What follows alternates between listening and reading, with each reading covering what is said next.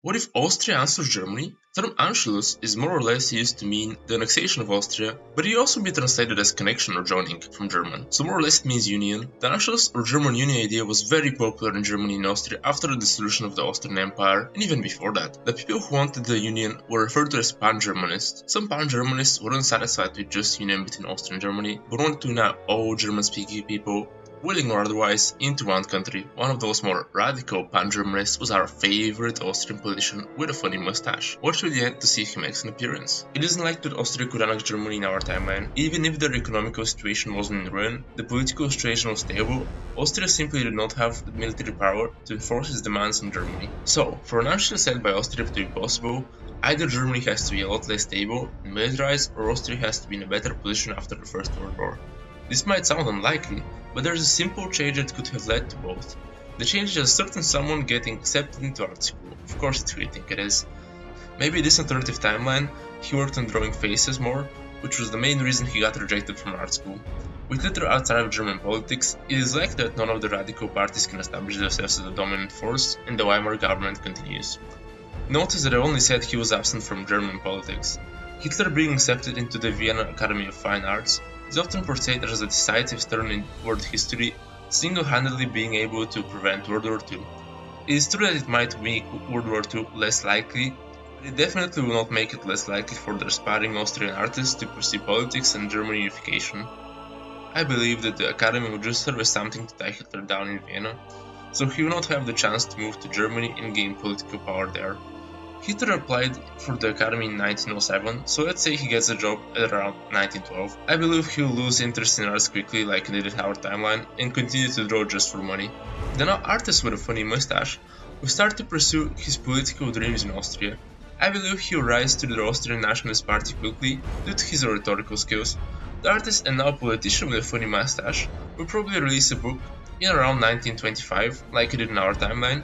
I believe the book will still be a bestseller in Germany and Austria, which will make him very popular and influential with both countries. By 1930, the Nazi Party in Austria would have solidified its control over the nation.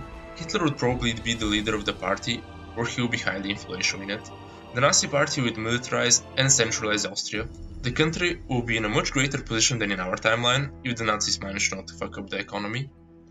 Hitler would start pushing for Greater Germany around the mid-1930s. Austria would try to expand into its weaker neighbors, incorporating the German-speaking minorities. It will first demand Slovenia from Yugoslavia, which will lead to a crisis, but I believe the great powers will appease Austria just to keep the peace in Europe.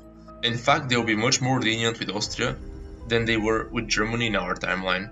Austria will also demand some German-speaking cities from Hungary. The Hungarians would at this time have an army which was cut down by the Treaty of Trianon, and they were surrounded by enemies, so they had no chance of resisting the Austrian demands.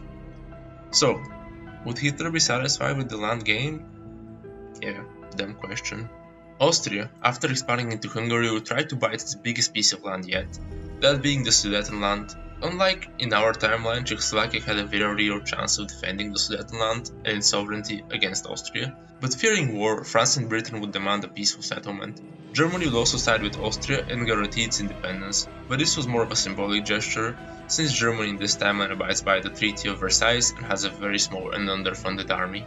The peaceful settlement would resemble the Munich Agreement that happened in our timeline. I can see the settlement going a couple different ways. Austria could get the southern Sudetenland, and the north part could become an independent region within Czechoslovakia, with the German minority getting Austrian passports. A less likely scenario is that the northern Sudetenland goes to Germany. An even less likely outcome of this universe's Munich Agreement is nationalist Austria getting all of the Sudetenland and some cities like Iglu and Brunn that are inside of Czechoslovakia.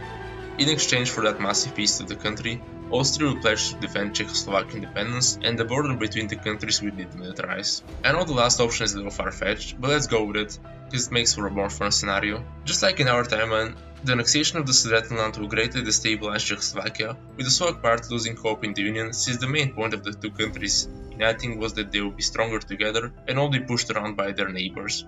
The following crisis in Czechoslovakia would result in a Slovak part of the country declaring independence, and the country would go into civil war. This would be used as justification for Austria to intervene since they were supposed to protect Czechoslovak independence. The Slovak rebellion would be crushed and the union restored. The Czech army, disgruntled by the government's weakness, would use the crisis as an opportunity to coup them with the help of the Austrians. Austria and the new Czechoslovak military dictatorship will form an alliance of convenience. Even though the Czechoslovakian crisis would be a short one, it will reveal Hitler's true intentions to the West and will be the categorical end of appeasement and the beginning of harsh sanctions for Austria and Czechoslovakia.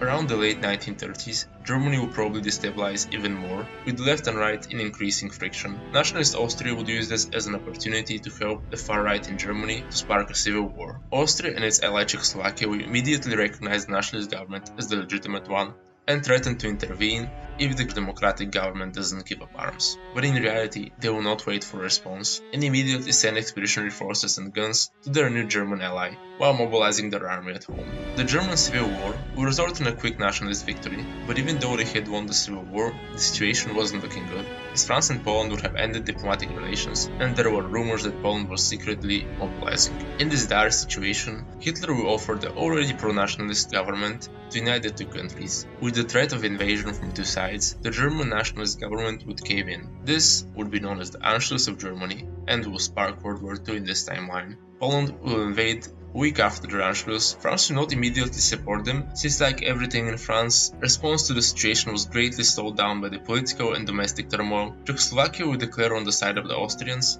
who from now on we will call the Germans or Greater Germans. Poland will have great success at first, plunging into Eastern Germany and pushing to the gates of Berlin, but a massive Czechoslovak offensive will force them to pull back some of their forces to defend Krakow and Katowice. The Germans will exploit the thin Polish flanks and encircle them next to Berlin. This will do a massive blow to the Polish forces, destroying their best units and forcing them to go on the defensive. The Czechoslovak will take Krakow and the cities around it with great losses on both sides. France would finally join after 3 months of fighting. This has given the Axis time to prepare for the French invasion, but on the other side, France has also greatly increased its readiness for war. In this timeline, Germany hasn't had time to produce nearly enough tanks or planes to rival the French, so France has an easy time pushing into the Saarland. The French are planning to use the Saarland as the launching point for a massive invasion of the Rhineland that will cripple the German economy and save Poland from capitulation. The Axis forces will stop their advance on Warsaw and pull forces to the west, but the divisions won't be going to the Rhine.